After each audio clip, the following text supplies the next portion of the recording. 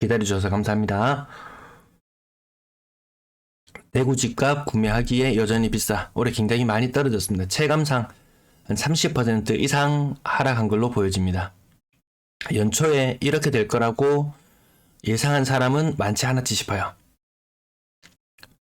그간 보지 못했던 수많은 현상들을 목격하면서 그 전에 가지고 있던 생각들을 굉장히 많이 버렸어야 했는데요.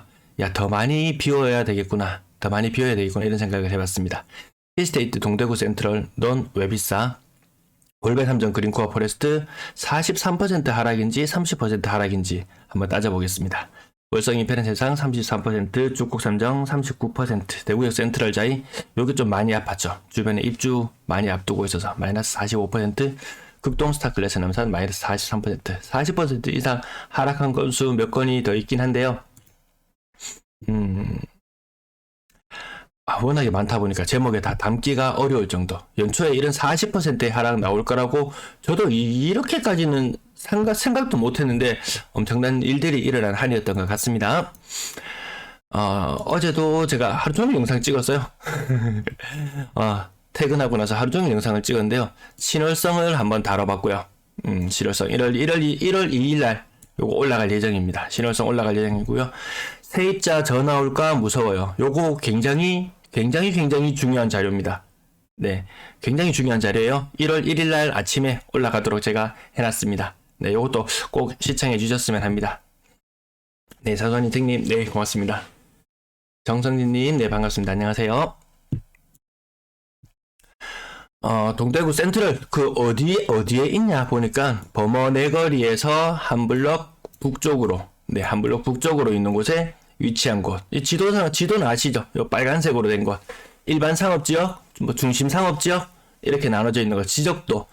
뭐 땅을 사신다, 뭐 집을 사신다, 뭐 하시려면 일단 지적도는 한번 펼쳐보고 그것이 2종인지 3종인지 일반 상업지역인지 뭔지 한번 알아보는 정도는 필요하겠다.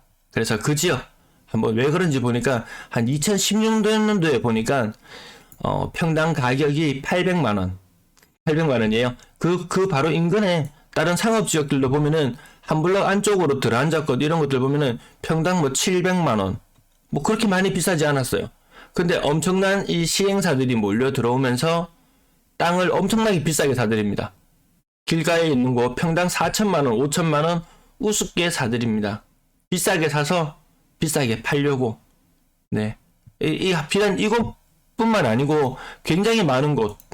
어딘가 대구 제가 대구 지역 전체 지도를 한번 가져왔었는데 사진을 제가 안 붙여놨나봐요. 요 구역 작업하는데 대구에 이런 지적도상에 빨간 땅 엄청나게 많거든요.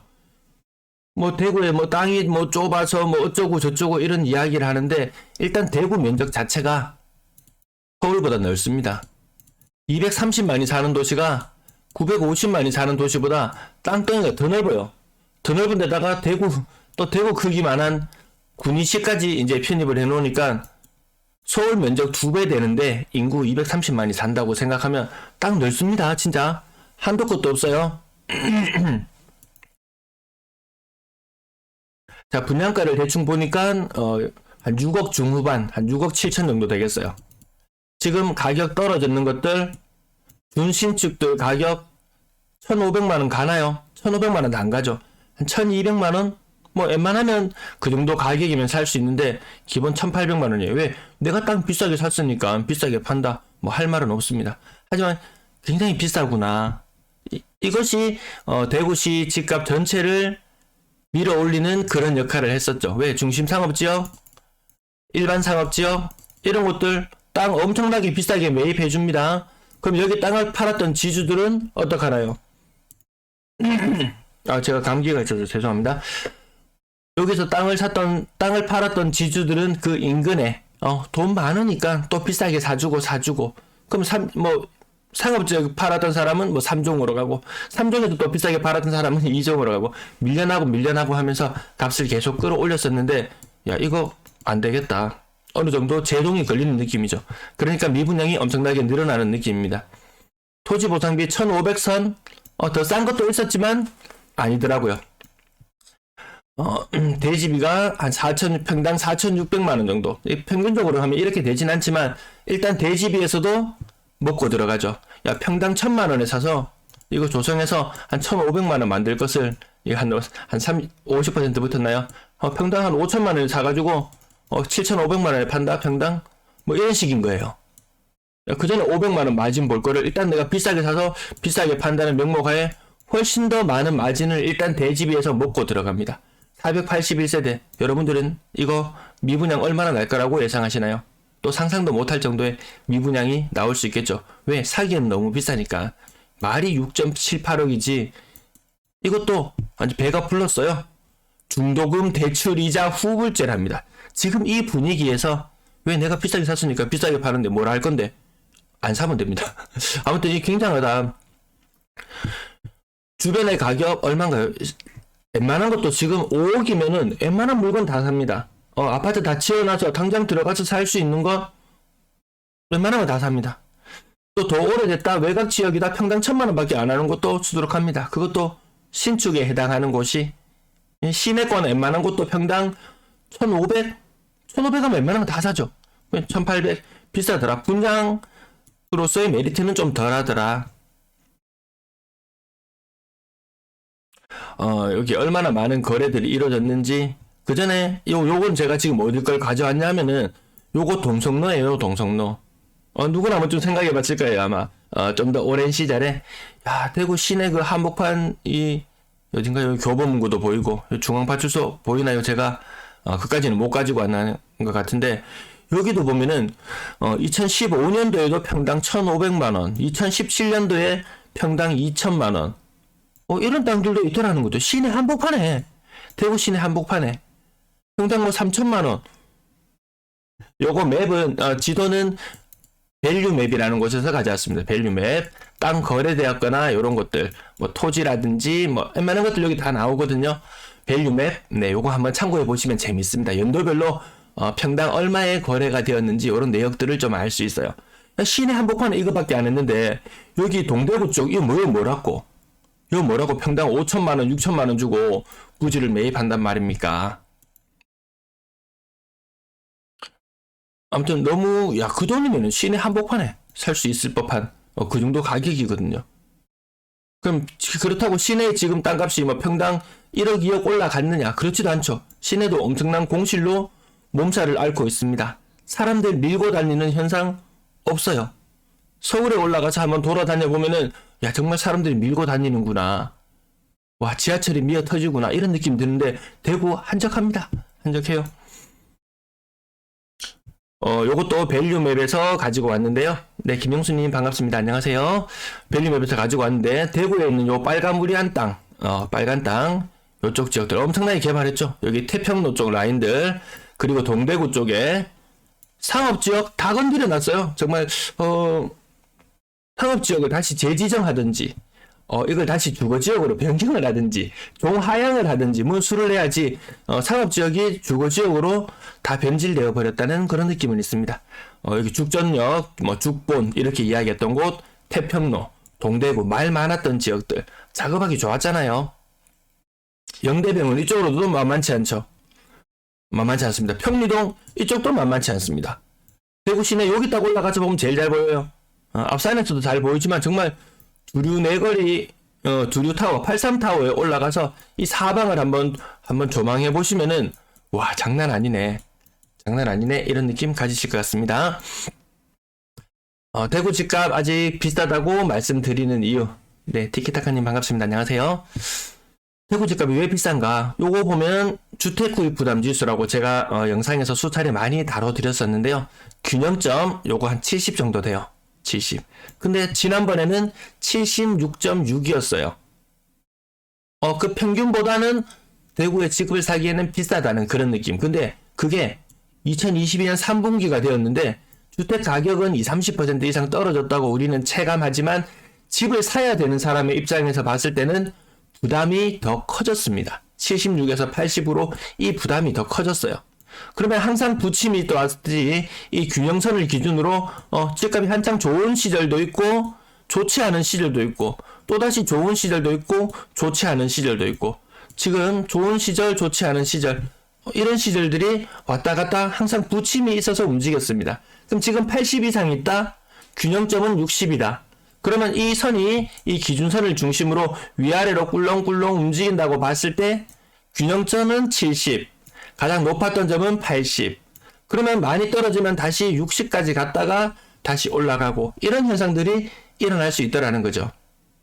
일단 서울에서는 지금 이 수치가 200이라는 수치를 향하고 있는데요. 200도 넘어섰어요. 서울 집값 떨어지고 있다고 하지만 아직은 훨씬 더 비싼 상태입니다. 자, 그렇다면 또다시 가지고 옵니다. 무엇이 문제였냐 살펴봤습니다. 이 지수는 고정적으로 발표가 됩니다. 그 다음 중위가격도 발표가 돼요. 이 대출금리도 한은에서 신규 주담대 금리가 발표가 돼요. 그래서 쭉쭉 나오는 수치를 하니까 원리금 부담이 그 이전보다 더 커졌더라. 원리금 부담이 커졌더라. 그리고 이걸로 산출해 보니까 그러면 뭐가 문제였냐 보니까 소득이 늘지 않았어요. 소득이 좀 줄어드는 시기로 이렇게 가는 것 같습니다. 야, 그러면 집을 언제 사야 되냐? 라고 물었을 때 여러 가지 기준이 있죠. 어떤 시기를 보고 살 수도 있고 가격을 보고 살 수도 있고 여러 가지를 참고하죠. 그래서 저는 40% 이상 떨어지면 매력적이라고 말하는 부분 그리고 아직까지 이 40% 떨어진 상태로 몇 년을 갈지를 모르겠다. 그래서 시기까지 조율하시는 부분. 그래서 매수 적기 단순히 제가 이거 그냥 추정만 해놓은 거예요. 2024년이 되었건 2025년이 되었건 이 주택 구입 부담 지수라는 것이 이 균형점에 이르는 70이 되는 순간 혹은 가장 하단이 되는 60이 되는 순간 이런 순간들을 지켜보려고 하는 거죠. 그러면 그때 중위 아파트의 매매 가격은 2억 6천만 원 정도가 돼요. 지금 중위 아파트 매매 가격은 3억 3천만 원 정도 되거든요. 대구시 아파트 건당 거래 대금이 지금 3억 한 2천만 원 그 정도 선에서 움직이고 있을 거예요. 지금보다 평균적으로는 집값이 한 1, 20%는 한 20%까지는 더 빠질 수 있겠다. 근데 빠졌던 아파트가 죽어라고 계속 빠지는 건 아니잖아요. 그간 안 빠졌던 아파트들이 빠지면서 중위 가격이 내려갈 수 있을 거예요. 그래서 나는 한 채 더 사야지 생각하는 분들, 뭐 세금이나 이런 부분들 메리트도 생기잖아요. 근데 더 메리트 있는 것은 정말 정부도 지금 너무 다급해요. 경착륙을 막기 위해서. 근데 연착륙으로 유도하기에는 빚내서 집 사라 이 대책밖에 나올 수가 없는 상황인데 대출금리가 너무 높은 상태더라. 그리고 물가가 여전히 높은 상태이기 때문에 대출금리도 높은 상태로 유지될 수밖에 없는 이런 시장 분위기. 당장 2023년 이제 몇 시간 남지도 않았네요. 네, 가격이 더 떨어진다 하더라도 구입할 수 있는 여력은 그렇게 늘어나지 않을 수 있다. 당장 실업이나 여러 가지 문제들로 봤을 때 이 소득이 늘어나지 않는 상황으로 가게 된다면 문제는 조금 더 심각해질 수 있겠죠. 뭔가 대출금리가 시원하게 빵빵 내리든지 아니면 소득이 쭉쭉 올라가든지 여러분들 소득이 갑자기 쭉쭉 올라갈 만한 기업 여건이 되나요? 소득 부분 만만치 않아요. 대출금리 갑자기 뚝 떨어지나요? 이것도 만만치 않아요. 그러면 결국 우리가 주택에 대한 구입에 대한 부담이 줄어들려면 이 중위주택 가격이 떨어지면은 구매력은 더 생기는 그런 셈이 되겠죠. 네, 배종호님 반갑습니다. 백보이님, 네, 항상 봐주셔서 감사합니다. 네, 김도겸님, 이제 시작한 지 한 10분 정도 됐어요. 네, 감사합니다. 새해 복 많이 받으세요. 네, 빵사장님, 네, 자녀분이 서울로 가셨고요. 지인분들 자녀들도 대다수가 가더라. 유입보다 유출이 훨씬 더 심한 상황. 주택가격 급등하는 것은 이해가 되지 않는 부분. 직장인 평균 연봉은 3, 4천. 네, 대다수가 정말 그 수준이에요. 소득이. 10년 연봉보다 높다는 건 어떤 자료를 근거로 전문가가 납득시키려 있으려나. 네, 빵사장님 거기에 대한 이야기는 또 있어요. 어디야? 미국의 1990년까지 제가 이 자료도 다 준비를 해놨었는데 1990년대까지 한 그 이전 100년부터 시작해서 1890년대부터 시작해서 요거는 어디서 봤냐면 홍사원의 경제쇼에 보면은 박종훈 기자든가 아무튼 저는 그 사람 이야기하는 거 재밌더라고요. 이 지난 100년간 물가 상승률과 집값 상승률은 똑같았대요. 근데 1990년부터 이 저금리 기조, 저금리의 시대로 접어들면서 저금리 시대를 살아가면서 미국의 집값, 미국의 물가 상승률 곱하기 4를 해야지 집값이 되는 것이 1990년 이후의 모습이었대요. 그 전제는 저금리, 상당 기간의 저금리가 지속되는 기간 동안 일어났던 일이었어요. 근데 지금 우리는 다시 금리가 높아지는 시절이기 때문에 좀 문제가 커지죠. 지난 10년간 우리나라 물가 상승률은 40% 정도였대요. 근데 지난 10년간 집값은 몇 퍼센트 상승했나요? 100%? 200%? 아마 훨씬 더 높은 체감을 느꼈을 거예요. 그냥 물가가 좀 높아지는 상태로 간다면 집값도 조정을 받을 수밖에 없는 그런 모습인 것 같습니다. 네, 이룽님 반갑습니다. 미분양이 현황 공개되죠. 대구시청에 공개됩니다. 파워풀 대구 공개되었는데요. 요거 시청에서 오류가 한 가지 있어요. 요거 건수 2022년 10월 31일, 11월 30일 요 소개가 조금 잘못되어 있습니다. 저는 이거 보고 야, 이상하다 왜 안 바뀌었지 싶었는데 요 표 하나만 오류가 있었고 여기에 보시면 11,700건으로 한 900건 가까이 늘어났나요? 미분양 주택수 900건 가까이 늘어났습니다. 그러면 단순히 숫자로 늘어났다 줄어났다 이 문제를 떠나서 지금 11,700건인데요. 11,000건을 넘어섰던 해가 언제인지 살펴보면은 2007년으로 거슬러 올라갑니다. 표가 잘 안 보이실 수도 있지 싶어요. 2007년으로 거슬러 올라가 보면 2007년 6월 달에 미분양 건수가 10,000건을 넘어섰습니다. 그리고 2008년에 미분양 주택 건수가 2만 건을 돌파했습니다. 자, 그때와 2007년 8년과 그리고 2022년 23년을 한번 비교해 보자는 겁니다. 2022년 지금 현재 10,000건을 넘어섰어요. 2023년 분양하는 족족 마이너스가 될 게 뻔히 눈에 보이시죠? 왜? 분양가가 너무 높으니까. 땅값 비싸게 샀다고 비싸게 판다? 재고가 있으면 떨이라도 처리해야 되는 그런 상황이죠. 내년에 분양하는 족족 된다면 정말 백투더 2008로 돌아가지 않을까. 2008년부터 부동산 시장 분위기 굉장히 안 좋아졌었잖아요. 2023년과 2008년 닮아 있을 것 같은 그런 느낌이 듭니다. 그 말인즉슨 2022년의 미분양은 2023년의 미분양은 아마도 2만 건까지도 정말 나오지 않을까. 근데 분양을 안 하면 안 나오겠죠. 안 나오고 얼마나 버틸 수 있을지는 모르겠어요. 어쨌든 굉장히 가파른 기울기로 연초 대비 물량 한 3배 정도 3배 정도 늘어난 채로 미분양은 마무리가 되었습니다. 미분양제 예측치를 타고 아슬아슬하게 넘어갔는데 분양을 너무 안 했어요. 분양을. 슬픈 일이지만 2023년은 2008년을 답습하게 될 것 같다. 그 다음 물량은 예측선을 아슬아슬하게 왔다 갔다 했는데요. 연초에 2.8만 가구 분양 정도가 예정되어 있었습니다. 그럼 시장 분위기가 좋으면은 이거 진짜 60%까지 말아 올립니다. 한 1.8만 건까지도 분양을 추진했을 거예요. 근데 시장 분위기가 좋지 않으면 연초 예정 물량의 한 40% 수준밖에 분양을 하지 않습니다. 그러면 또 예측할 수 있겠죠. 분명히 내년 초반이 되면은 지금 벌써부터 내년에 분양 물량들이 정리되어서 나오기 시작합니다. 그럼 한 달 정도 지나고 나면 이제 좀 명확해지는 시기가 있는데요. 그때 되면 분명히 또 분양 물량이 뭐 3만 개니 몇 개니 분양 가능한 아파트들 이런 목록들이 쭉 다 나옵니다. 그걸 다 분양한다는 말은 아니죠. 시장 상황이 안 좋으면 정말 또 한 40% 정도 수준밖에 분양을 안 할 수도 있지 싶어요. 사실 연초에 2.8만 개를 분양한다고 했는데 분양 가능한 뭐 가로주택 그 다음에 뭐 중규모로 하는 재건축 사업 뭐 이런 것들부터 해서 가능한 물량들을 다 끌어모은다면 정말 한 4만 개까지도 됐을 거예요. 분양할 수 있는 거. 정말 경기 좋았으면은 엄청나게 했을 수도 있어요. 아무튼 그걸 통해서 또 얼마나 미분양의 물량이 쌓여 나갈 것인지 그런 것들도 한번 예측해 볼 수 있을 것 같습니다.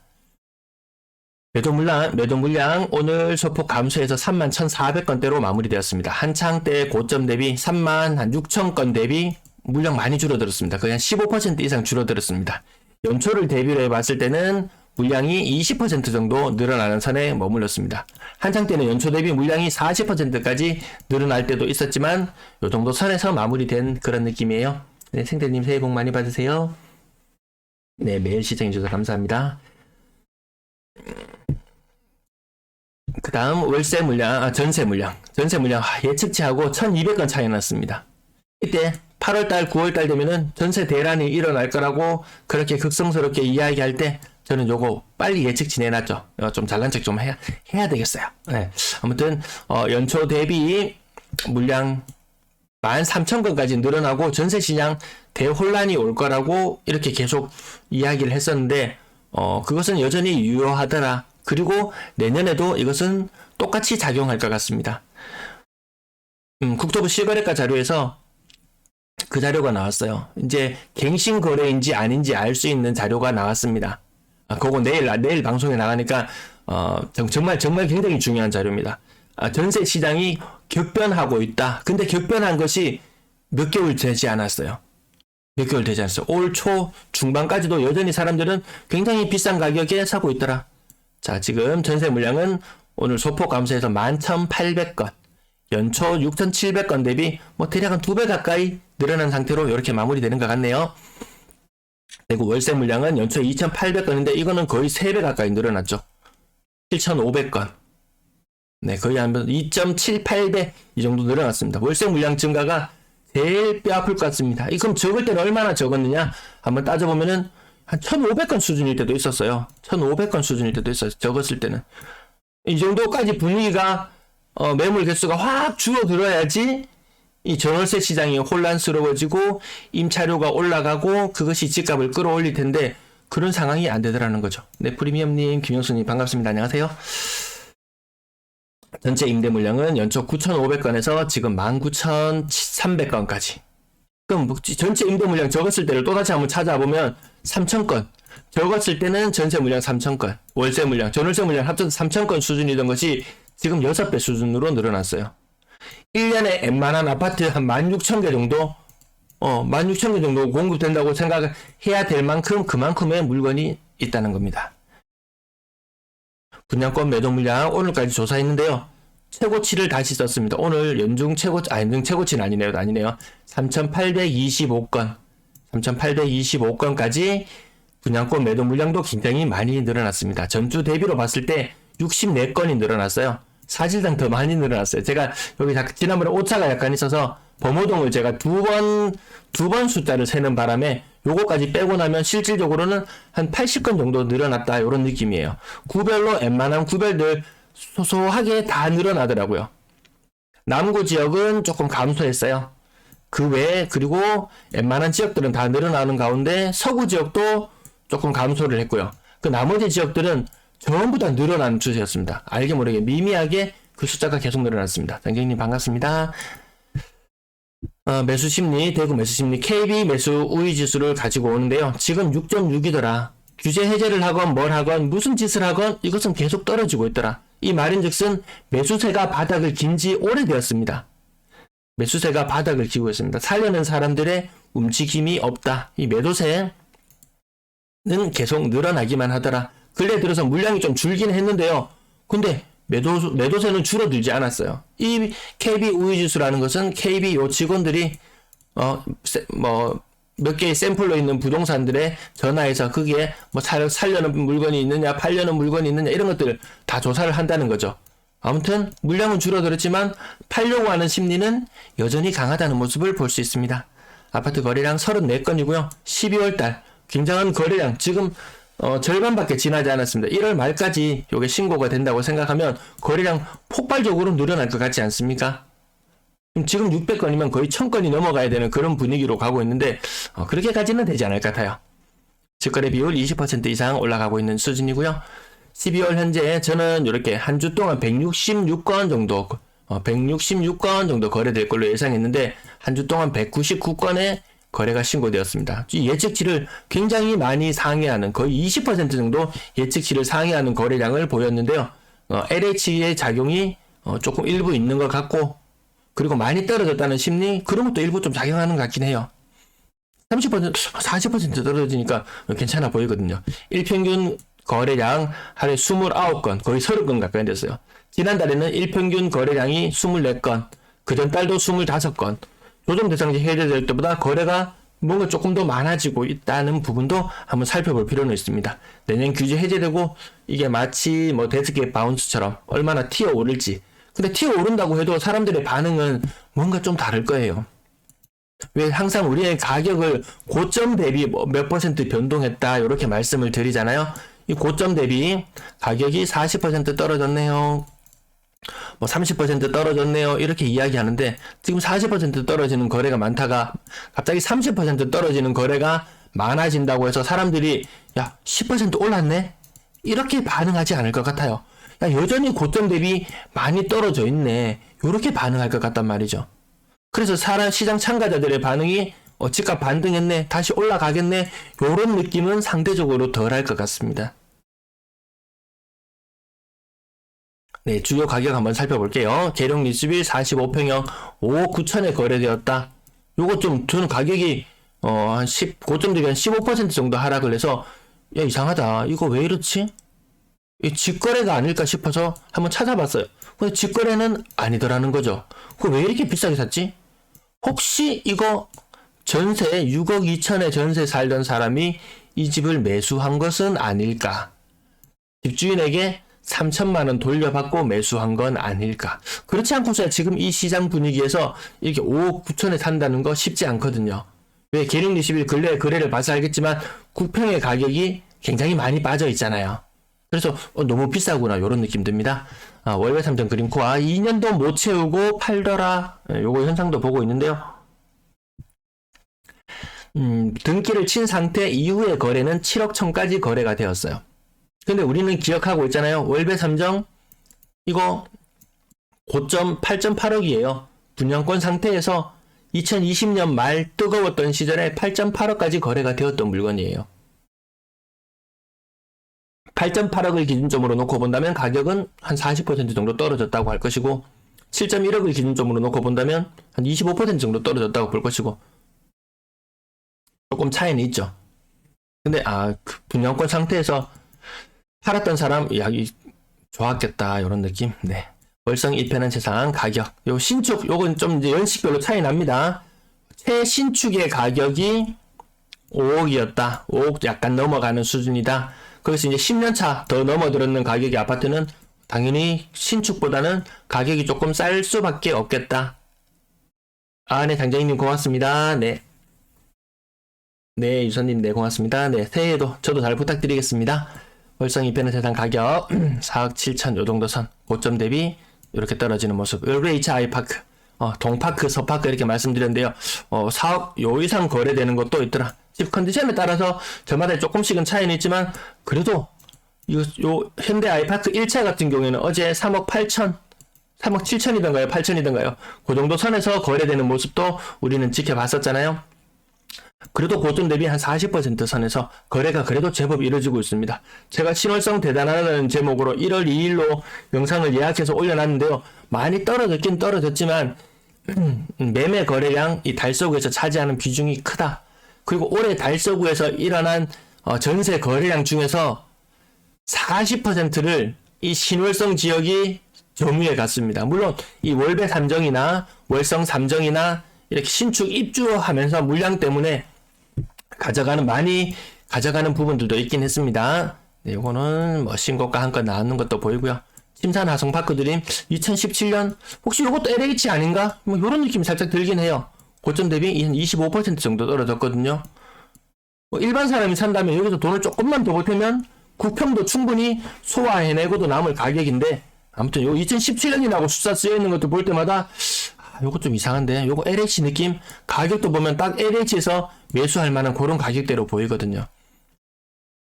급동스타 클래스 남산 고점 대비 40% 정도 남산동 뭐 침산동 뭐 웬만큼 이름 있는 동네들 아마 한창 분위기 때 요런 이야기들 이름들 다 저마다 다 들어보셨을 거예요. 대신 센트럴 자리가 계속 뼈아픈데요. 아까 거기 지적도상에서 보여드렸던 부분 빨갛게 되어 있는 뭐 상업지역인 묶여있는 그런 지역들 네 가격 제가 요거 살짝 제목이 잘못 표시했나? 아닌데? 죄송합니다. 대구역 제가 그 부분 앞부분 요 화면이 넘어가 버렸었군요. 네 대구 센트럴 자리 태평로 뭐 그쪽 다 같은 동네죠. 가격 이쪽 지역이 좀 많이 고점, 너무 분양 열기가 굉장히 뜨거웠다 보니까 주위에 분양가가 5억, 6억 넘어가니까 그 옆에 있는 것들 같이 이렇게 힘을 받아가지고 오시아시하고 올라갔었는데 지금은 서로 같이 힘이 빠지고 있는 그런 형국으로 봅니다. 주곡 3정 가격 고점 대비 대략 한 40% 정도 빠졌고요. 협성, 휴포레, 이시아폴리스 가격 고점 대비 40% 정도 빠졌어요. 요 다사, 봉무동, 제 영상 처음 사진에 나오는 그게 봉무동 사진일 거예요. 봉무동 사진 맞을 겁니다, 아마. 다사, 좀 외곽이라는 인식이 있잖아요. 외곽 지역에 있는 준신축에 해당하는 아파트 9평의 가격이 평당 1,000만원 정도더라. 굉장히 많이 떨어졌죠. 일반 사람들이 그냥 뭐 집 지으려고 하면은 평당 1,000만원 정도 든다고 생각할 거예요. 아마 저런 주택을 지으려고 생각하시는 분들이랑 알아보시면은 왜 건축비가 오르고 인건비가 오르고 자재비가 오르고 뭐 이렇게 하면은 또 한도 끝도 없이 많이 올라가잖아요. 한도 끝도 없이 많이 올라갔는데 와, 가격이 이렇게 수렴해 가는구나. 이시아폴리스 봉무동 마찬가지 외곽지역 평당 1,000만원이면 대구 시내, 시내는 아니죠. 시외, 외곽지역 가격 그렇게 바뀌어가고 있는 것 같습니다. 좀 인기 많았던 지역들도 웬만하면 4억, 분양권 가격은 5억, 새로 분양권 가격은 5억, 새로 분양하는 곳은 6억 후반. 그 분양 메리트가 없습니다. 월베이치 아이파크 24평형 가격 2억 9천, 고점 대비 거의 40% 정도. 40이라는 숫자가 차지하는 빈도수가 점점 더 많아지는 이 분위기. 이게 뭐 30이라는 숫자가 내년 초반에 채워질지는 모르겠지만 다시 이것이 반등하기에는 금리가 너무 부담스럽고 영상 초반에 말씀드린 주택구입 부담지수, 새로 집을 살려고 하는 사람이 봤을 때는 떨어졌는 게 아니더라, 이런 느낌입니다. 네, 유인경님 반갑습니다. 네, 덕담 감사합니다. 옥포 대청베레일 가격 2억 8,300. 요거는 많이 외곽이죠. 많이 외곽. 옥포 그러면 좀 많이 외곽 느낌 듭니다. 근데 여기도 가면은 또 사람 살기는 좋아요. 젊은 사람들 살기는 좋아요. 신축 아파트들 많이 지어져 있고 상가들도 새로 많이 지어져 있고. 근데 외곽이라는 한계는 좀 인식해야 되는 시점이 아닌가 싶습니다. 읍내동. 뭔가 동네 이름 자체가 일단 외곽 느낌 나잖아요. 네. 요런 곳의 가격들도 더 외곽 지역. 이 중심원을 그려놓고 보면 더 외곽 지역으로 갈수록 가격이 좀 더 많이 빠졌죠. 아까 봉무동을 봤거나 아니면은 뭐 주곡을 보거나 조금 바깥쪽의 가격, 아까 평당 1,000만원 했으면. 야, 이거는 조금 더 빠져나가니까 평당 한 또 900만원 수준. 여기는 1,000만원 수준. 조금 더 안쪽은 뭐 1,200만원, 뭐 1,500만원, 뭐 이런 식으로 조금 분위기는 가는 것 같습니다. 어느 정도 동심원을 한번 그려놓고 한번 생각해 볼 필요도 있겠다는 느낌이 들어요. 나머지 3억 미만의 아파트들도 가격 마찬가지로 거의 한 25%, 30% 뭐 다 큰 변화는 없지만 오를 때 많이 못 올라서 그런 경향도 있습니다. 그래서 출발점을 다른 아파트 좀 비싸게 많이 올랐던, 이렇게 많이 올랐다가 많이 떨어진 아파트, 조금 올랐다가 조금 떨어지는 거, 요 낙폭이 작아 보이는 아파트들도 출발점을 한번 같이 놓고 비교해 본다면 이 가격에 대한 메리트 부분도 한번 생각해 볼 필요는 있을 것 같습니다. 네, 장재기님 아까 리슈빌 전세 임차인 매매 맞는 것 같아요. 그 아실이라는 곡에서 보면은 몇 월 달에 전세 계약했고 몇 월 달에 뭐 했고 이런 것도 알 수 있잖아요. 장재기님 그거 추적해 보셨나봐요. 20년 12월 21일에 6.2억 전세 하셨던 분이 지금 2년이 도래하는 시점에 살아보니까 괜찮네. 사실 넓은 평수가 주거 만족도는 더 높잖아요, 보면은.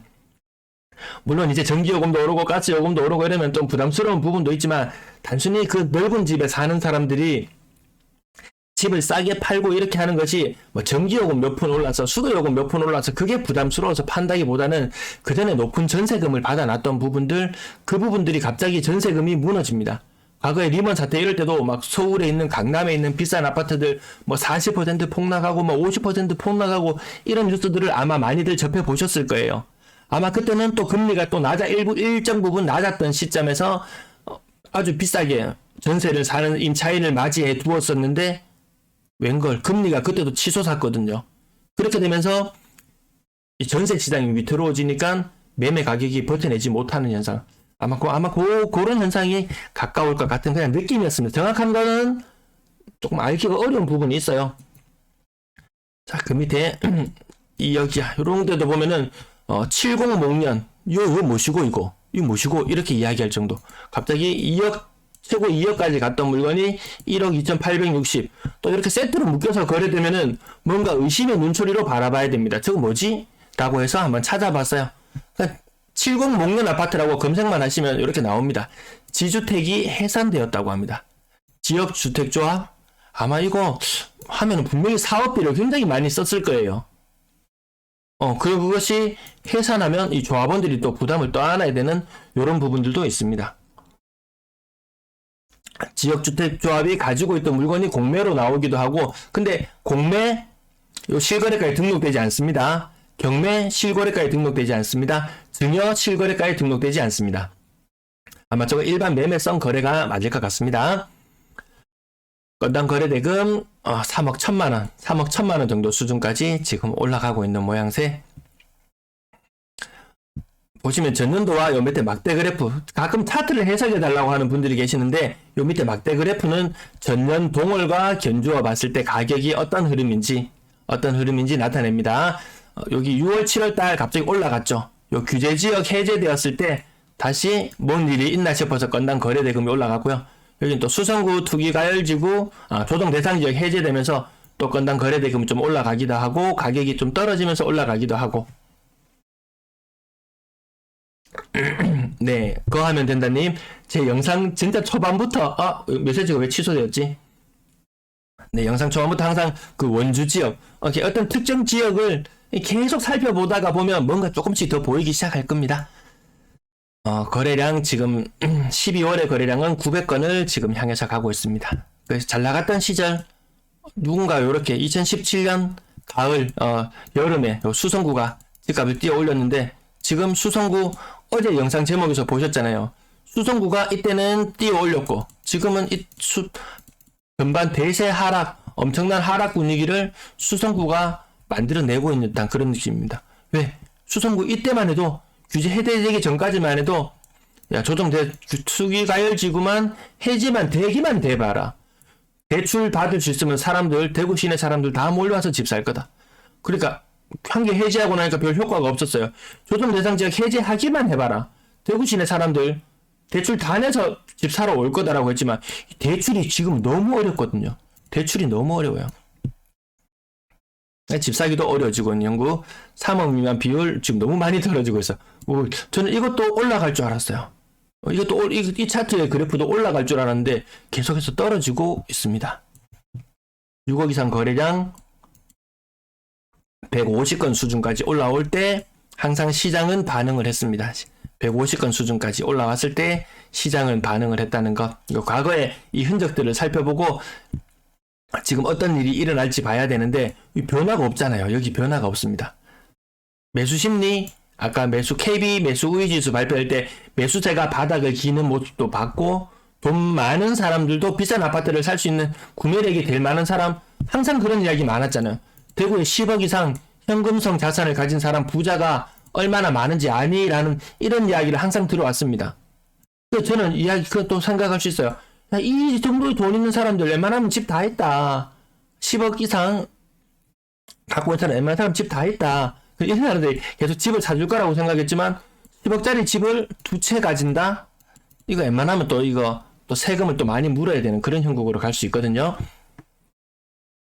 그래서 섣불리 나서지를 아직 않고 있는 형국입니다. 근데 이렇게 또 현금성 자산을 가지고 있는 사람들이 움직일 만한 또 요건은 또 있죠. 금리가 떨어진다든지 혹은 양도세 비과세 해줄게. 그런 초강수를 써버리면 또 안 되는데. 써버리면 또 어떤 일이 일어날지. 네. 6억 이상 비율은 올라가고 있지만 가격이 너무 많이 빠지면서 올라가고 있고요. 구 군별 거래량도 한 번씩 의미 있게 봐야 되는데 요 북구 지역 거래량이 많이 늘어나고 있는 모습. 지금 12월 달 자료. 벌써 11월에 거래량을 넘어섰어요.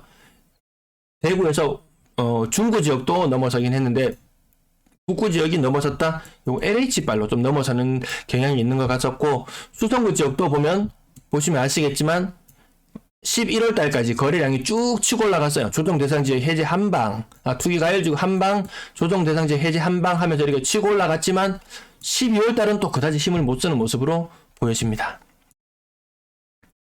분양권 거래량 4건 추가되었고요. 규제 해제 이후에 그나마 거래가 살아나고 있지만 매물도 너무 많이 늘어나고 있더라. 거래량이 이렇게 많이 되었는데 올 한 해 동안 거래량이 제가 표를 따로 가지고 왔으면 될 텐데 그 1000건 이상 거래가 되었는데 매물도 그 1000개보다 더 많이 늘어나는 그런 모습을 보여줬습니다. 직거래 비율이 근래 들어서 계속 높아져 있습니다. 규제 해제되고 나니까 직거래 비율이 더 높아진 그런 모습을 보여주고 있는 것 같습니다. 빌리브 프리미어 가격 8억 5천, 힐스테이트 도원 센트럴 7억 8천, 요 평수들이 좀 대형 평형들입니다. 국평의 가격 유람동, 여기 유람동이었거든요. 안심 뉴타운 시티 프라디움 가격 3억 3천까지 많이 외곽 지역인 느낌 드는 곳, 네, 가격은 이렇게 형성되는 모습. 전세 거래량 오늘 193건인데요. 11월달, 12월달 거래가 많이 된 것이 아니고 그간 거래가 누락되었던 건들이 많이 신고가 되면서 거래량이 좀 올라갑니다. 11월 전 임대 거래량 1200건 수준이면 굉장히 처참한 수준이에요. 네, 굉장히 처참한 수준입니다. 여기 당장 막대 그래프도 제가 설명은 잘 안 드리는데 한 번씩 보실 필요는 있어요. 거래량이 전년 동월 대비 더 부족한 형태의 모습을 보여주고 있습니다. 근데 시간이 지나면 요 거래량도 뒤늦게 신고되는 거래 건수들 때문에 올라가긴 합니다. 10월달 지금 우리 눈에는 지금 1400여 건의 거래로 보이기도 해요. 근데 시간이 지나면 제가 밑에 요 깨알같이 나타내놨습니다. 예를 들어서 6월달에 밑에 숫자가 잘 안 보이시려나? 6월달에 1225건으로 거래 신고가 마무리되었습니다. 근데 뒤늦게 거래 신고가 되는 것이 많이 생기면서 1514건으로 거래가 양이 시간이 지나면서 차츰 올라갑니다. 그 비율을 따져보니까 한 25% 정도 되더라. 25%. 그 말인즉슨 지금 10월달 거래가 예를 들어서 1500건의 거래로 마무리되었다. 아니, 지금 12월달 거래는 마무리되었네요. 11월달 거래가 1200건 수준으로 마무리가 되었습니다. 그럼 이게 거래량이 확정 거래량이 아니에요. 임대차 3법 뒤늦게 유예시켜준 부분, 전월세 신고제 유예시켜준 부분 때문에 사람들이 신고를 뒤늦게 하는 경향들도 좀 있습니다. 그럼 지금 11월 달의 거래량은 1200건 수준으로 보이지만 25% 정도, 대략 한 300건 정도 뒤늦게 신고되면 나중에 최종적인 거래량은 1500건 정도 이르를 것 같습니다. 하지만 지금 아파트 엄청나게 많은 공급이 이루어지는 분위기, 그리고 좀 나중에 임대 뒷부분에 말씀을 드리도록 할게요. 이렇게 보시면 뒤늦게 신고되어서 나오는 것들 10월달, 8월달, 7월달, 10월달, 8월달, 12월 정상적인 신고되는 거 빼고 그 외의 기간들의 거래가 굉장히 많이 있다라는 부분들 있습니다. 이것도 한번 참고해 주실 필요는 있을 것 같습니다. 댓글 이따가 한꺼번에 살펴볼게요. 뒤늦게 신고되는 건들이 너무 많더라. 지금은 11월달, 12월달 자료만 신고되어야 되는 시기인데 요거 1억씩 돌려줘야 되는 그런 사항들이 굉장히 많다라는 부분. 이런 것도 갑자기 거래량이 많이 늘어난 것은 아니었습니다.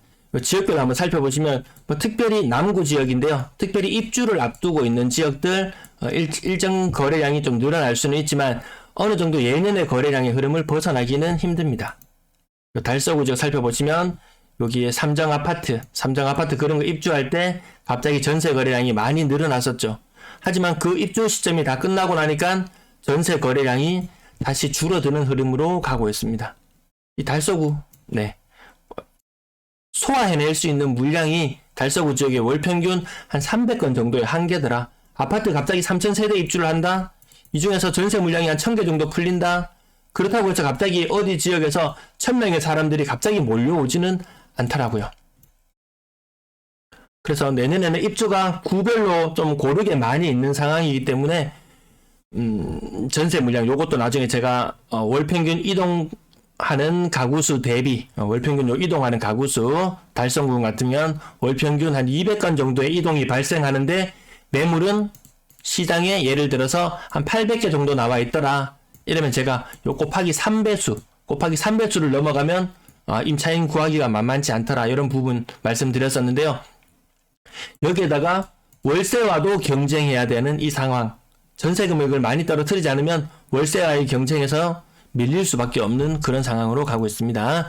그래서 전반적으로 이 지금 늘어나야 되는 이 시장 분위기, 전세 거래량이 늘어나는 이 가을 겨울로 가는 분위기에서 오히려 전세 시장은 침체를 보이고 월세 시장만 더 활기를 띠고 있습니다. 이 서구 지역 월 평균 거래량 한번 보시면 깜짝 놀라실 거예요. 월 평균 거래량은 서구 지역에 40건이 채 되지를 않아요. 40건이 채 되지를 않습니다. 근데 투자라는 이름으로 평리동이나 이런 지역들 가보면 땅 반듯반듯하고, 물론 언덕길도 좀 있긴 하지만 아파트 단지 자체는 굉장히 웅장합니다. 공사하는 곳들 굉장히 많고 웅장해요. 그런 곳에 투자의 목적으로 들어온 사람들, 뭐 서대구역에서 KTX를 타고 뭐 서울을 가니 뭐니 하지만 쉽지 않더라는 거죠. 거기서 만약에 1000세대 되는 아파트 중에서 좀 투자 수요가 많이 몰린 곳들은 전세 물량이 30% 이상 나와요. 1000세대 아파트 한 개 등장했는데 투자 수요가 많이 몰려서 30% 정도가 월세 물량으로 나온다면 300개 정도 물량이 나오거든요. 그런 아파트 단지 한 개만 있더라도 거기에서 쏟아져 나오는 월세 물량을 소진시키려면 1년의 세월을 꼬박 보내야지 한 개 단지를 해치울 수 있어요. 근데 아파트 단지가 한 개만 있던가요? 아니거든요. 무진장 입주합니다. 그러면 다른 곳에 나는 어디 나 저기 뭐 그런 사람을 본 적이 있어요. 저기 신월성 지역에서 애들 학교 보내고 해가지고 여기 살아보니까 상권도 가깝고 뭐 급장도 가깝고 나 여기 딱 좋아 여기 계속 살고 싶어. 근데 입주를 해야 되고 잔금을 치러야 되는 서대구 지역에 아파트가 있어요. 나 저기 가서 살기 싫은데 투자 목적으로 사놓긴 사놨어요. 근데 돈은 모자라요. 그래서 어디를 가지? 둘 다 임대 매물로 막 내놓습니다. 그러다가 신월성 지역에 임차인이 구해지게 되면 뜻하지 않게 내가 원하지 않는 곳으로 이주해야 되는 이런 상황들도 좀 생기겠더라고요. 그래서 서대구 지역 인구 이동이나 인구수 한계가 있습니다. 인구수 많지 20만 명 조금 더 되는 20만 명 안 되죠. 한 16만 명 정도 되나요? 우리나라 2022년 한 해 동안 인구가 한 20만 명 정도 감소했다고 하니까 인구 줄어드는 문제도 다음에 또 심층적으로 더 다뤄볼 필요도 있을 것 같습니다. 수성구 지역도 가을 겨울 학기를 앞두고 더 많은 사람들이 올 거라고 생각했지만 매물은 범사만사 특집에서 보셨죠. 매물은 나날이 늘어나고 있음에도 불구하고 이동은 그전만큼 이루어지지 않는 모습입니다. 이 노란색 선, 막 분위기 한창 좋을 때는 막 치고 올라갑니다. 분위기 안 좋을 때는 이 또한 좋지 않다라는 모습 보고요. 중구 지역, 여기 많았네 하면 여기 입주를 앞두고 있는 시점 되면 일시적으로 지속긴 하지만 그리고 나서는 다시 예년의 흐름들로 다시 찾아가는 그런 모습 볼 수 있고요. 전세 월세에 차지하는 비중 차트인데요. 요거 굉장히 우려스럽지 않습니까? 전세가 월세에 밀리게 생겼어요. 요때까지 여기 올해 상반기까지 서울권에서 뉴스가 나오곤 했어요. 월세 사는 사람이 전세 사는 사람 숫자보다 더 많아졌다라는 뉴스가 나왔어요. 근데 제가 요 차트를 그 뉴스를 보고 요 차트를 만들었어요. 아닌데 전세 건수가 나날이 봤을 때 매매 1, 전세 2, 월세 1의 비율로 거래가 형성될 정도로 전세의 거래가 더 많이 이루어지고 있는데 알고 보니까 그 서울에 나온 뉴스는 원룸이라든지 뭐 다가구라든지 이런 것들 다 포함해서 봤을 때 이런 모습이에요. 아마 대구도 지금 전세 대 월세의 비율이 1.04대 1로 나오는데요. 아마 대구도 아파트와 원룸과 뭐 다세대 다가구 이런 것들 다 포함해서 통계를 잡아보면 월세의 비중이 전세의 비중을 훨씬 더 초과하고 있는 그런 상태로 나타날 겁니다. 월세에 대한 쏠림 현상이 좀 이렇게 계속 심화되고 있는 그런 모양새. 점점 차트의 흐름 보시면 보이시잖아요. 이게 점점 월세에 대한 쏠림이 점점 심해지는구나. 그 예년의 평균을 보면은 전세 2대 월세 1이었어요. 아파트는 전세 2, 월세 1. 근데 지금 1대 1로 갔어요. 상황이 심화되면 정말 0.5대 1로 가는 이런 상황까지도 생각해 본다면 아파트 가격을 떠받치고 있는 전세 시장이 온전할 수 있을 것인가 라고 생각해 봤을 때 쉽지 않겠구나 이런 느낌 계속 지울 수가 없습니다. 네, 평균 전세 가격은 2019년 가격보다도 한참 아래에 있습니다. 2019년 가격도 2억 8천만원, 2억 7,500만원 정도 수준이었는데 그때보다도 가격이 3천만원 싸다.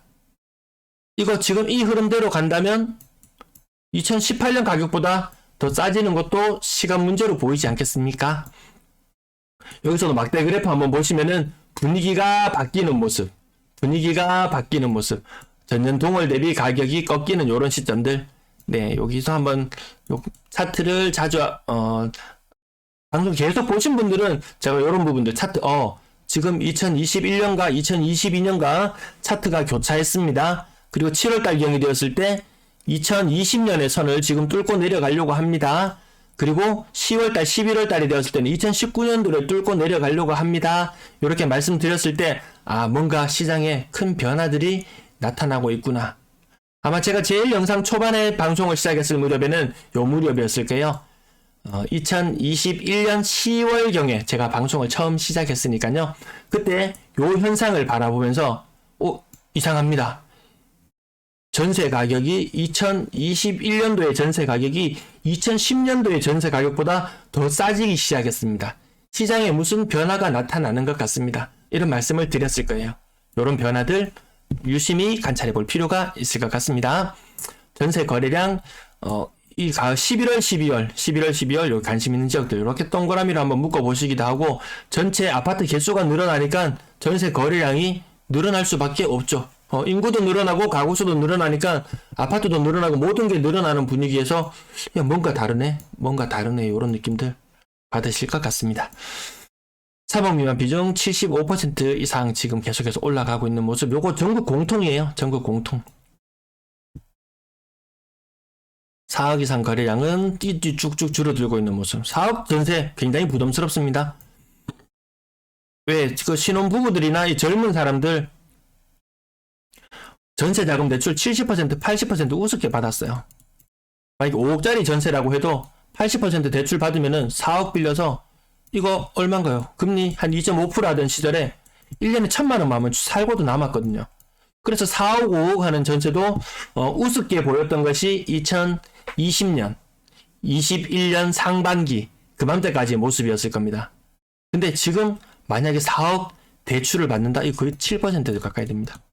맞벌이를 한다 손 치더라도 웬만한 젊은 사람들 버텨내기 힘들거든요. 그러니까 이 4억 이상 굉장히 전세 가격 많이 빠질 수밖에 없다. 그럼에도 불구하고 10%를 유지하고 있는 것은 이거는 광역시 중에서도 거의 기적에 가까운 모습입니다. 부산은 8%, 7% 그 아래로 떨어지고 있더라고요. 월세 거래량 290건. 아까 전세 거래가 한 230건 정도였는데요. 월세 거래도 뒤늦게 신고되는 건수들이 많이 나타나서 올라오고 있습니다. 평균 월세 가격 여기 어느 정도 꼭지를 찍었다. 하지만 막대 그래프를 보면은 월세 가격 굉장히 많이 올라갔네. 근데 이 전세를 살던 사람들이 월세로 가게 되면은 상대적으로 더 비싼 집에 머무르게 되겠죠.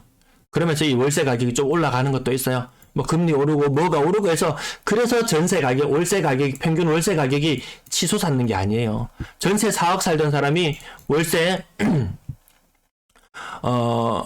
보증금 뭐 5천만 원에 보증금 혹은 3천만 원에 월 100만 원에 살기로 하는 이런 사람들이 많이 늘어났을 거예요. 뭐 준전세, 반전세, 준전세라고 말하는 그런 금액들이 늘어나게 되면 평균 50만 원 선에 있던 예년 평균 50만 원 선에 머무르던 건데 전세 3억에 살던 사람, 전세 4억에 살던 사람 이런 사람들이 월세 100만 원짜리 요 정도 수준으로 갈아타게 되면은 이 평균치를 껑충 뛰어오르게 만드는 그 역할도 하거든요. 그래서 이 월세 가격이 좀 많이 올라가는 것처럼 그렇게 비춰집니다. 근데 이 월세 가격들도 물량이 넘쳐나니까 가격이 계속해서 빠지고 있는 이런 모습입니다. 네, 평균 월세 보증금 빠졌어요. 월세 보증금은 더 싸지고 있는 모습. 예년보다 확 좀 많이 떨어지네요. 보증금 4천만 원에 70만 원 하면 대구의 평균 정도의 아파트에는 월세를 살 수 있는 그런 모습입니다. 임대 거래량 시장 분위기 좋았을 때 19년, 20년, 21년 보면 쭉쭉 치고 올라가는 이런 모습이었는데 지금 벌써 식으면 지금 임대 거래량이 이렇게 시원찮아지면 내년에도 쉽지 않겠다. 근데 임대 거래량이 저는 갱신 거래로 인해서 임대 거래량이 굉장히 많이 줄어들 줄 알았는데 그것도 아닌 것 같았어요. 갱신 비율이 낮아진다는 부분. 그거 1월 1일자 영상에서 다뤄드리도록 할게요. 네, 긴 시간 시청해주셔서 감사합니다. 댓글 잠시만 살펴보고 마치겠습니다. 아까, 이분 나가셨지 싶은데, 손동네.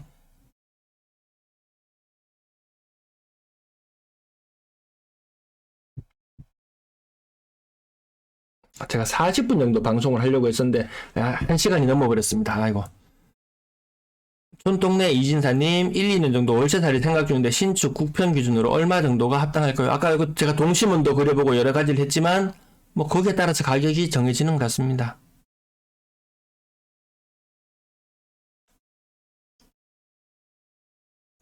네, 제가 다 못 읽어드릴 수도 있을 것 같아요. 네, 프리미엄님, 네, 고맙습니다. 네, 장정희님, 아까 임차 거래, 임차인이 매수한 거 맞는 것 같다. 댓글에 그걸 또 물어보시는 분이 계시더라고요. 6.2억의 전세를 살고 있는데, 이거 한번 찾아볼 필요는 아시는 분이 계실는지 모르겠어요. 6.2억의 전세를 살고 있었어요. 근데 내가 매수를 했는데 5.9억에 매수를 했어요. 그럼 이 차익이 3천만 원이 있잖아요. 그럼 이 차익 3천만 원은 이걸 증여로 간주해야 되나요? 이런 질문이 있었어요. 이거 뭐지? 내가 돈을 3천만 원 꽁으로 아닌데. 내 돈이잖아요. 이 증여 아니네요. 다시 생각해 보니까 내 돈 주고 2천만 원 맡겨놨었던 거잖아요. 그 집값은 5억 9천에 매수를 했는 것이고. 조금 어렵긴 하네요.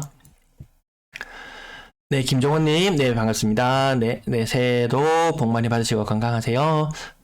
네, 거하면 된다님, 갭투자 성지 원주, 가격 선행 지표인 전세가 35평대 아파트 혁신도시, 기호도시 2억 원 전세 거래량 증가. 뭐 2억대면 충분해 보입니다. 네, 김정민님, 네, 고맙습니다. 좋아요 눌러주셔서 고맙습니다. 네, 네, 모두 한 해 잘 마무리하시길 바랍니다. 민키원님, 반갑습니다. 네, 저도 이거 아침에 준비한 내용들이 많아서 주택구입 부담주조라든지 영상 앞부분에 꼭 같이 한번 살펴봐야 되겠다라는 생각이 들어서 그냥 찍을 때 비해서 시간이 한 2배 정도 더 소요됨에도 불구하고 지금 혼자 찍어서 이렇게 막 속사포처럼 써야 되면 30분이면 충분히 다 다를 내용인데 좀 더 길어졌지만 여러분들 의견도 한번 들어볼까 싶어서 이렇게 켰습니다. 디딤돌 생애 제초가 LTV 80%까지 늘었네요. 연봉 합산은 7천으로 그대로인데 어떤 파급력이 있을까요? LTV에 80에 그건 디딤돌 대출금리가 한 2.5% 정도면 굉장히 괜찮다 이런 느낌이었는데 아무튼 3% 이렇게도 보이더라고요. 올라가는 것 같았어요. 디딤돌 대출이라고 검색을 하셔서 사이트에 들어가 보시면은 근데 금리가 몇 퍼센트 이렇게 딱 적혀 있지는 않았어요. 근데 계산기 같이 내가 소득이 얼마고 대출을 얼마 받을 거다라고 넣으니까 뭐 이게 대출 가능 금액이 얼마고 뭐 이런 것들이 나오는 것 같았어요. 제가 한번 돌려봤을 때 제가 연봉을 얼마 7천으로 넣었나 8천으로 넣었나 뭔지는 모르겠지만 아무튼 시뮬레이션을 한번 돌려보니까 금리가 3%로 나왔던 걸 저는 기억합니다. 딴 데 인터넷에 글 같은 데 찾아보면 디딤돌 대출 금리 뭐 2.5%니 뭐니 있는데 이 시시각각 금리가 변하고 있으니까 아무튼 3%에 아파트도 꽤 한 4억 5억도 웬만하면 4억짜리 이런 것도 살 수 있죠. 디딤돌로 이놈님 4억짜리 집을 산다. 대충 시뮬레이션 한번 돌려볼까요?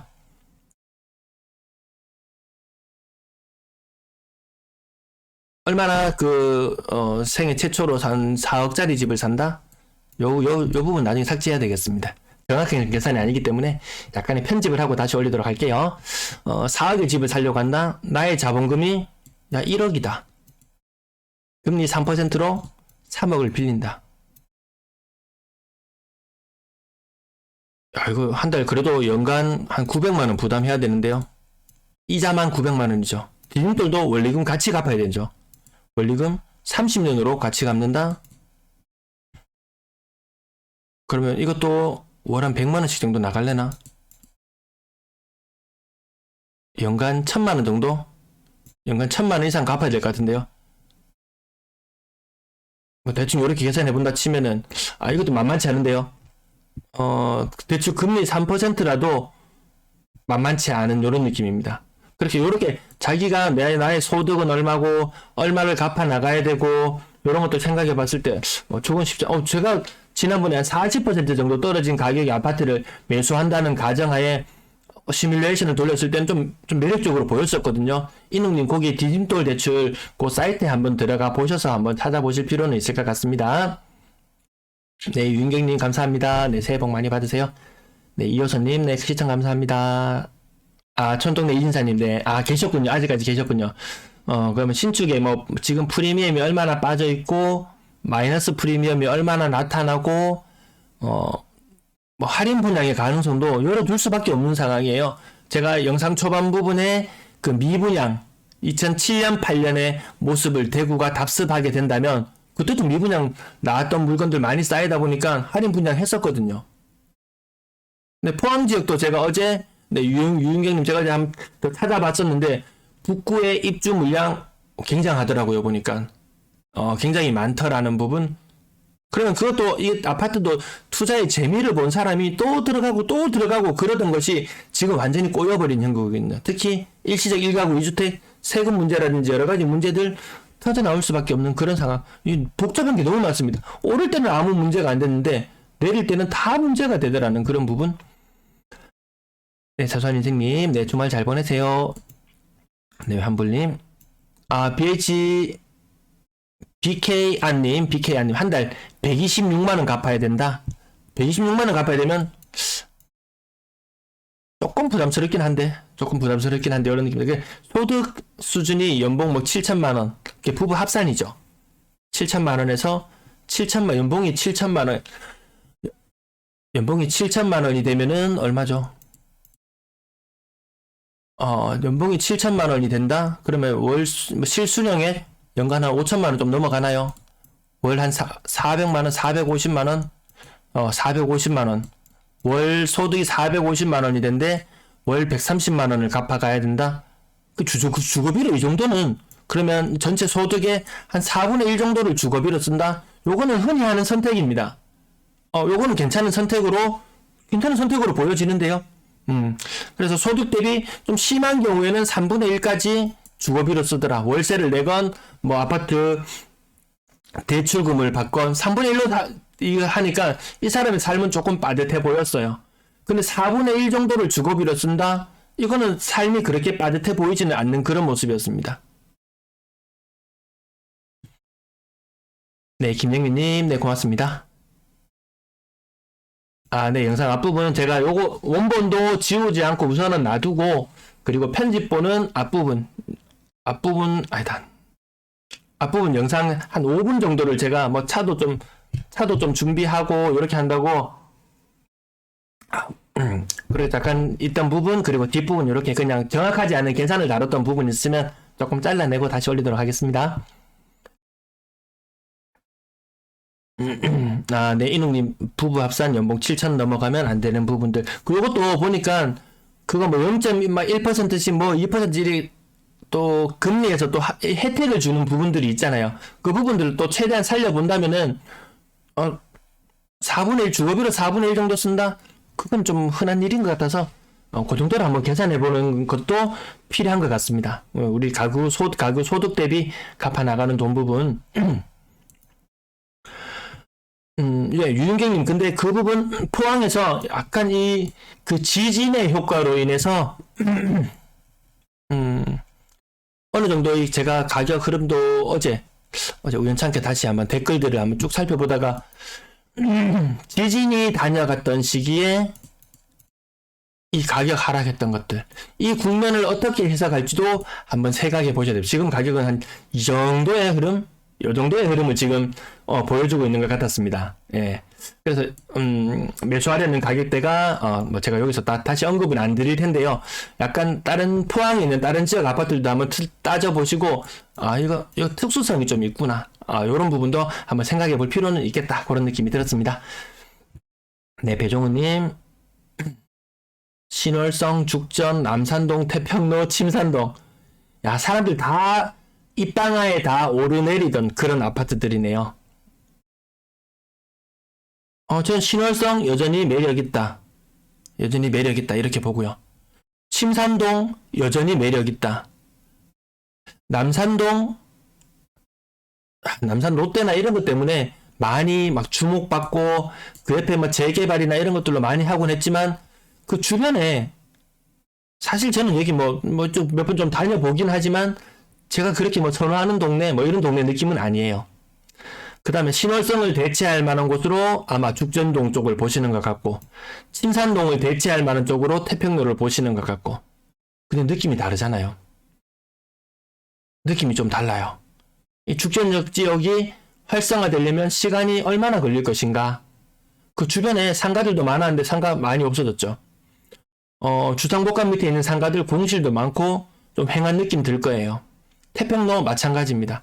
여기서 대체제로서의 시간이 얼마나 걸릴까? 저는 차라리 아직까지 몇 년은 더 활성화되었던 차라리 신월성이나 침산동 쪽이 몇 년 더 살 걸 봤을 때는 훨씬 더 매력적이죠. 그 죽전이나 태평로 쪽이 얼마나 더 빨리 자리 잡을지는 모르겠지만 지금 이런 시장 분위기 속에서 뭐 상권이 활성화된다든지 뭔가 반전되는 계기를 노리기에는 좀 힘들지 않을까. 학군이나 이런 부분이 받쳐줘야 되는 부분에 있어서도 조금 부족한 부분은 있을 것이고요. 새 집이다, 좋다, 고층이다. 그런 매력 말고는 그렇게 잘 모르겠어요. 좀 물론 입지적인 기준으로 봤을 때는 시내권에 더 가깝고 뭐 지하철역이나 교통편이 조금 더 유리한 부분은 있을 손 치더라도 대구 시내 교통 좋잖아요. 대구 시내 교통 좋습니다. 네. 네, 쪼님, 네, 반갑습니다. 끝까지님 반갑습니다. 네, 한 해 동안, 네, 잘 시청해주셔서 감사합니다. 네, 김영동님, 야, 지역이라는 방송의 한계, 아주 절감합니다. 하지만, 지역민들도 정보는 제대로 알아야 되지 않겠습니까? 제대로 된 정보 없이, 저도 뒤에서 이렇게 막 들어와요, 이렇게. 막 메일로 막 연락 옵니다. 뭐 분양 광고라든지 홍보라든지 이런 것들 막 들어올 때 있어요. 근데 그 안에도 입에 풀칠하고 삽니다. 괜찮습니다. 아마 요거 아무튼 영상에 나오는 것들은 제가 저는 최대한 미시적인 부분들을 다뤄드리려고 하고요. 아무튼 거시적인 부분들도 잘 살펴보시고 그렇다고 저의 의견을 너무 추종하지도 마시고 이런 흐름들이 보이잖아요. 흐름들. 예를 들어서 아까 평균 건당 전세 가격이라든지 3억 미만 비율이라든지 이런 건당 거래 대금이라든지 거래량이라든지 이런 것들 국토부 실거래가 자료에 들어가서 그 영상 하단 부분에 사이트는 다 있어요. 근데 내가 일일이 들어가서 그걸 숫자를 세어보고 이런 것들을 다 하는 데는 시간이 오히려 더 많이 걸릴 수도 있어요. 그래서 전 최대한 압축적으로 꼭 필요한 정보들, 이렇게 변화를 한눈에 알아볼 수 있게 이렇게 나타내는 정보들. 그리고 전국적인 소식까지 해서 대구에만 너무 고립되어서 생각을 가지고 있는 거. 사람들 다 생각했잖아요. 아마 대다수 대구의 사람들 한 90% 이상은 제 영상을 안 본 사람은 생각할 거예요. 야, 대구만 망했네. 정말 대구만 폭락하고 있네. 이렇게 하소연을 계속하고 있었어요. 저는 아니다. 대전 봐라. 세종 봐라. 뒤늦게 하락하고 있는 울산 봐라. 부산 봐라. 인천 봐라. 인천, 서울. 제가 연초에 인천 굉장히 위험할 것이다.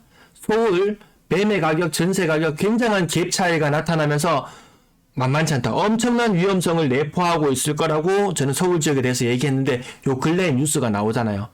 전세가 14억 했던 것이 7억으로 폭락을 하면서 엄청난 문제들이 생겨나고 있잖아요. 그래서 그거 그냥 제가 연필 굴려서 하나요? 아니잖아요. 저도 연필 굴리는 거 아니거든요. 요렇게 작은 변화들, 하나하나 꺾여가는 변화들, 요런 것들 살펴보면서 여러 가지 자료들, 제가 물론 참고하는 자료는 더 많긴 합니다. 근데 그 자료를 너무 많이 알려드리는 것도 이 정보 과잉 때문에 오히려 판단력을 해칠 수 있는 것 같아서 최대한 제가 엄선한 자료들입니다. 네, 긴 시간 시청해주셔서 감사합니다. 네, 끝까지 한 해 동안 늘 함께 해주셔서 감사합니다. 네, 전부 다 가정에 제 방송을 보고 좀 그래도 좀 득이 되어야 될 텐데 저 그런 생각을 늘 합니다. 예. 누군가는 이미 올라버린 집값 고점에 잡아서 떨어지는 집값에 대해서 어쩔 수는 없는 상황이죠. 근데 누군가가 또 지금 결혼을 하고 젊은 사람들이 새 집을 장만하고 그동안 집 없이 서름을 겪던 사람들, 또 한편 이런 얘기가 있어요. 제가 이 아파트 하락하는 것에 대해서 또 말이 길어지네요. 하락하는 것에 대해서 이야기를 하는 것은 그냥 현재 상황이 지금 그렇다. 현재 상황이 그러하다. 그러면 이 아파트 값이 떨어지는 것에 대해서 이야기하면 왜 우리 아파트를 비교가 떨어진다고 비하하는데 이 아파트와 자신을 동일시하지는 마세요. 아파트와 자기 자신을 동일시하지는 마세요. 왜 비하하는데 이런 이야기를 하는데 저는 이 사람을 절대로 비하하지 않습니다. 그냥 아파트 가격이 떨어지는 것 떨어진다고 이야기하는 그런 상황이에요. 그럼 아파트 떨어진다고 비하한다고 말하면 누군가는 꼬박꼬박 집을 사기 위해서 알뜰살뜰 저축하면서 현금성 자산을 모아놓은 사람이 있을 거예요. 그럼 아파트 가격이 올라간다고 이야기하고 현금 가지는 것은 쓰레기라고 이야기하면 이 현금 가진 사람을 비하하는 것이 되게 되잖아요. 그러면 뭐든지 어떤 부분에 대해서 이야기를 하게 되면 아파트 오른다고 야 좋다라고 이야기하면 현금 가진 사람을 비하하는 것이 되고 아파트 가격 현금 가격이 지금 따봉인 시대죠. 자, 이렇게 지속고 있다고 이야기하면 아파트 가진 사람을 비하하게 되는 거고 이 자산과 자신을 동일시하지는 말자.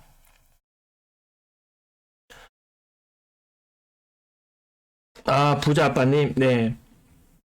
부자 아빠님이 그때 저한테 메일 주셨던 그분이시죠?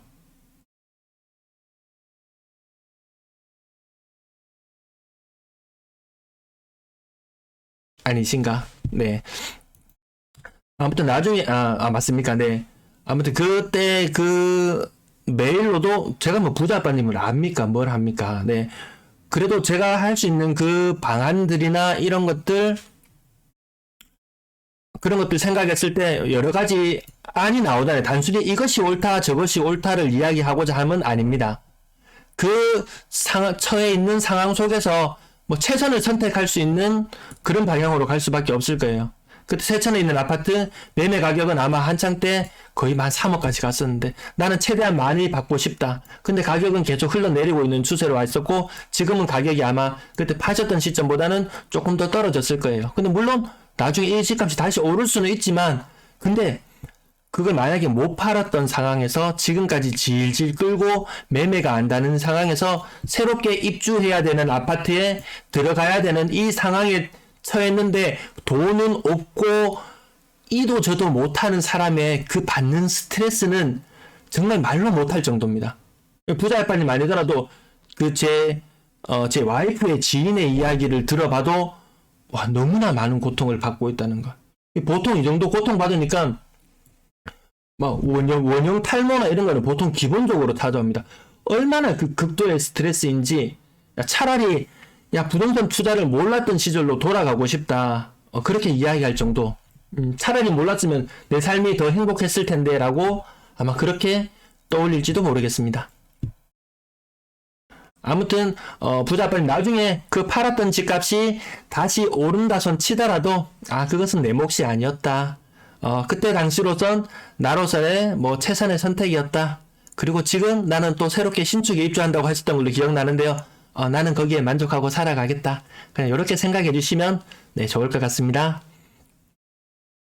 네, CJJUNGKR님, 네, 고맙습니다. 새해 복 많이 받으세요. 이호선님, 네, 이호선님, 네, 네, 축하드립니다. 다사금호에 가신다고요? 다사금호? 야, 거기도 운때가, 얘기는 그만해야지. 네. 네, 긴 시간 시청해주셔서 감사합니다. 네, 시청자분들 모두, 네, 새해 좋은 일들만 가득하시기를, 그리고 항상 건강하시기를 빕니다. 네, 감사합니다.